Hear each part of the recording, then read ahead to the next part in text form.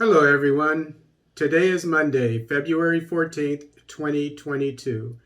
Ghana, four others face debt risks over next 2 years, Standard Bank Group. This article is taken from the Ghanaian newspaper My Joy. Ghana and four other countries, Kenya, Angola, Ethiopia, and Zambia, face debt risks over the next 2 years, Standard Bank Group has said. And so, what they're talking about as far as debt risks is not being able to pay their debts on time, and which could have negative effects on the economies of these countries. Their credit rating can go down, which causes their interest rate to go up, which is always too high anyway for African countries. And it's been said that African nations don't have too much debt. They have too high interest rates. And, if you have an interest rate that's 20%, and some African countries have interest rates that are higher than that. But the average African country, I would assume, has maybe 15%, maybe even more, 20%.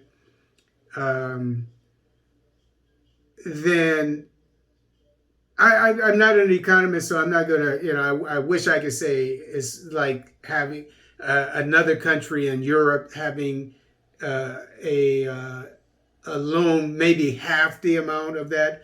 But I know from having bad credit at one time, but and going from bad credit to good credit and vice versa, how the payments, if you make minimum payments, which I'm sure most African countries are doing, then you're just paying and paying and paying, and you never pay it off.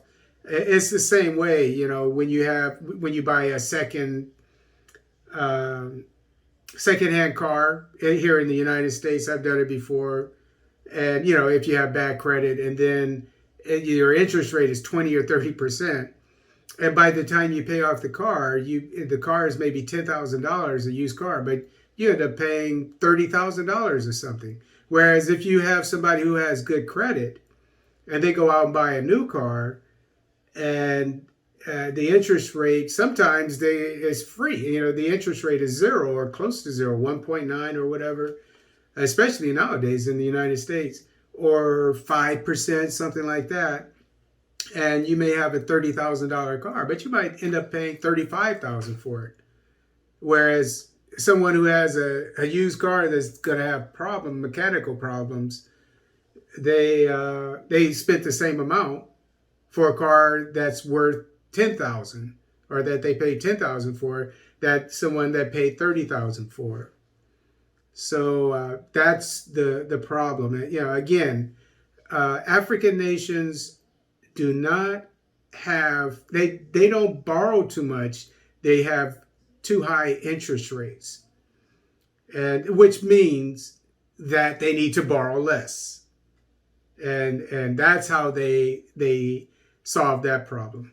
It described the five countries as the fragile five of 18 countries covered in its recent report, and highlighted Uganda as among the continent's brightest stars in 2020. I looked up Uganda's debt to GDP ratio, and it was maybe 40, I think it was 40%, which is too high to me.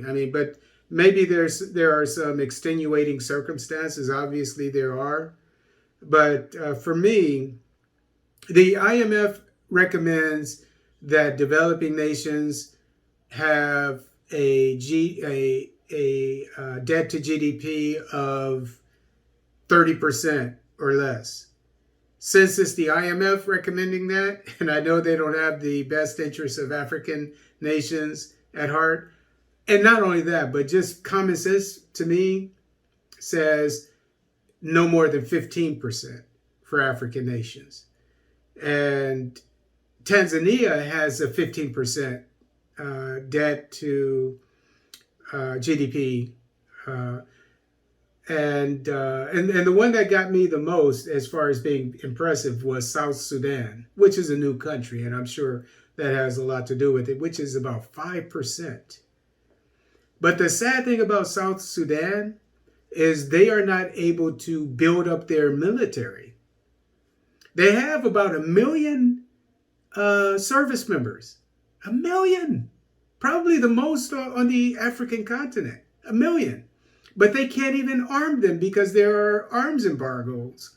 There's an arms embargo on them.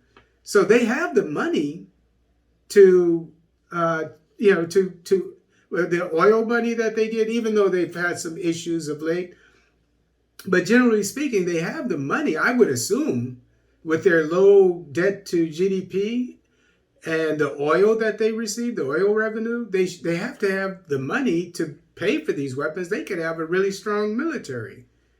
But to me, it shows that the West, it does anything it can to keep the African nations off balance. Maybe I'm wrong about that, but I can't see any other reason for South Sudan.